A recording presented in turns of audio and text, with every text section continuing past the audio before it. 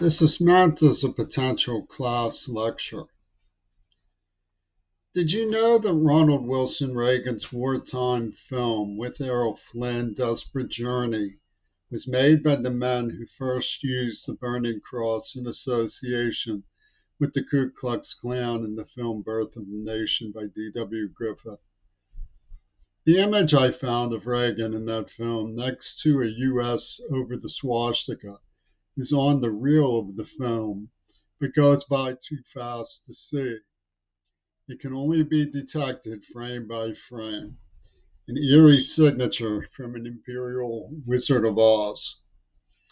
After World War II, Hollywood adopted a shadowy continuation of partnership with the Axis of fascism that was developed before war broke out. Cooperation that was originally intended to preserve Hollywood markets in Germany and develop shared sympathies. Under the auspices of the fossil fuel oil wars, military industrial complex, and Axis Hollywood, they morphed into a fundamentalist holy war machine, a fundamentalist tripartite with extremist elements of all three major religions, as well as some of the fringe groups in religion.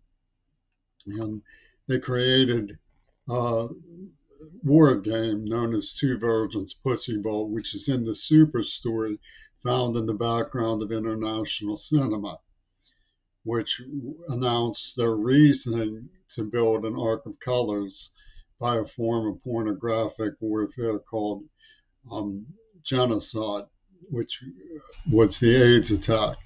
And they used a Venus flytrap model from the administration of the university system on Mount Desert Island in the 1980s. This insidious continuation of fascism was a commercial partnership that was sustained during the war, allowing Axis Cinema to solicit and finally control politically influential elements of Hollywood after the war, much as the defeated reasserted their power through Hollywood with the film The Birth of a Nation after the war between the states of the Civil War. This was particularly so of the faction led by Ronald Reagan during what is known as the Red Scare, fearing what was known as a Brown Scare, which meant revulsion towards Nazi thuggery. Reagan shrewdly conducted commentary and letters, forcing observers to swallow the word fascism by dressing in civilian clothes. The Reagan machine made clear that the word fascism was not going to be permitted in American political discourse about their party's platforms and tactics. In turn, they would pretend that they weren't. In this mission, rock music was their secret weapon. My father served on the U.S. San Jacinto, as did George Bush. His first book in the 1940s was called America's Stake in Human Rights. My mother called my father a genial man. He could be whimsical, and he was well liked in part because the way he casually went about trustingly offering his life to the Pittsburgh Backblade when they dove in the name of the German Green Party. They marred his name with indelibles, as is their wont, for they are part of the new Cirque d'Imbecile crowd of indelible Zodiac killers, which this critical assessment will address. If he were alive today, I would discuss with him a continuation of what we discussed before when he was alive, that he so whimsically suggested I call a dissertation by the name of God, Guns, and Rock and Roll. I'd say, Father, it's miseducation not to explain that faux cult brokered with the Ayatollah at the time when Fripp, the ingenue bringing Gurdjieff openly into the rock industry, was prancing around with Bush and Colin Powell, writing their Swami Nostra alibi from Mount Desert Island, Venus flytrap, while Seattle queers with sacrificial murders from the indelible Zodiac. We need to teach that D'Annunzio's Fayum was known to Gurdjieff and that Fayoum was not only the birthplace of fascism, but is frequently compared to Woodstock. For rock and roll announced the path in a long invisible arm of the fourth way intelligence between D'Annunzio and Lenin, decreeing tragic laws for myself, the Kennedys, and anyone who claims legitimacy to the American enterprise. D'Annunzio knew Ouspensky, as did the leaders of prog rock from Britain. But most importantly, perhaps, Diaghilev worked with D'Annunzio Ouspensky because they're the Cubist futurists of the Fourth Way. It was Freddie Luigi, an acolyte of D'Annunzio, who founded the Italian Futurist Cinema School that introduced D.W. Griffith to Mussolini. D'Annunzio is not clearly shown yet to have been friends with Gurdjieff. They both were of Iraq, an owner of the New Age, a prominent journal of the age. A tragic machine consciousness has overtaken common sense in the USA. The tawdry mind of Yoko Ono works with the British Army and Roger Waters, who love to brag that they have thought of everything in their plotting. Boxing in, for example, Greta Thunberg with the blackmail that either she cooperate or be cast as Lady Macbeth by the Texas School Book. Your man is a very mean-spirited warlocky shaman, and they call themselves by the heart. I'm sure that we face a crisis of miseducation, not to explain how it comes to pass that D'Annunzio's Fayoum, birthplace of fascism, and is so often compared to Woodstock, indicates a great deal about the pathways taken by rock and roll, where the prime movements of British prog rock like to wiggle that they are the warlock Gurdjieff and his fight club of secrecy. Miseducation in the U.S. is an era of UW dialectical, administrative, military sociology, replacing personality cults with a program wizard board that goes by the name of Swami Nostra or the Green Party, an invisible fourth way intelligence, while the acolytes of the streets hiss at you and scream, Ringo, yeah, while they pillage and mayhem. The problem is that we once had common sense and believed in civics. Common decency was our objective in our struggle. Black people weren't the lead of this. Now they've embraced this bizarre machine. When Dr. King opposed Vietnam War, this fringe of the NAACP accused him of mutiny. They wanted to get ahead by bombing Vietnam and Iraq, and they voted Obama. I'm not saying that Russia is innocent in the matter. They destroyed our relations with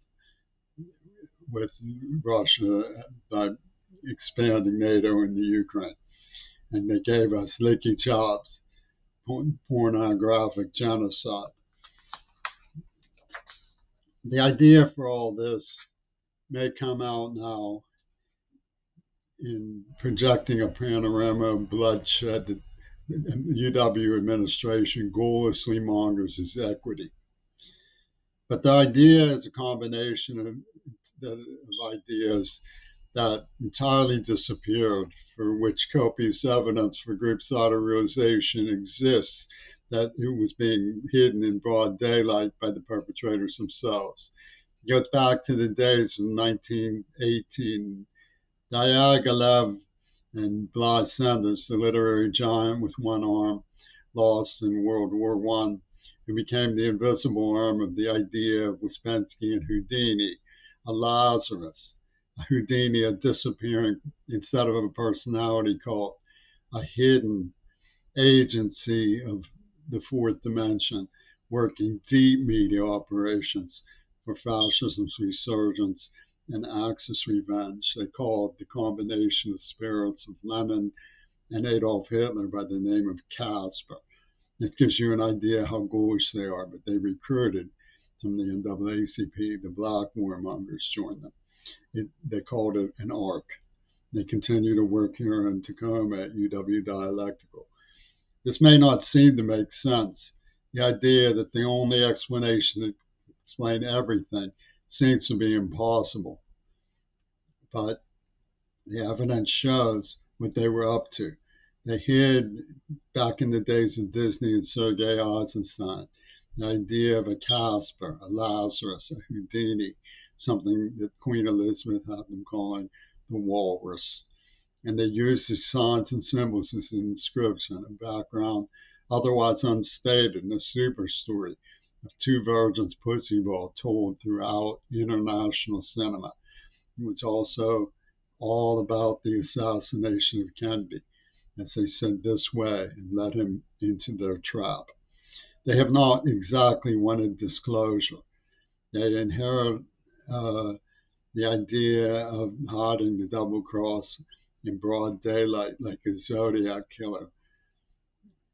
And the sleepfrog oligarchy crosses many boundaries in the material world, nulling many raptures and fulfilling many fantasies. Meanwhile, there's no safety.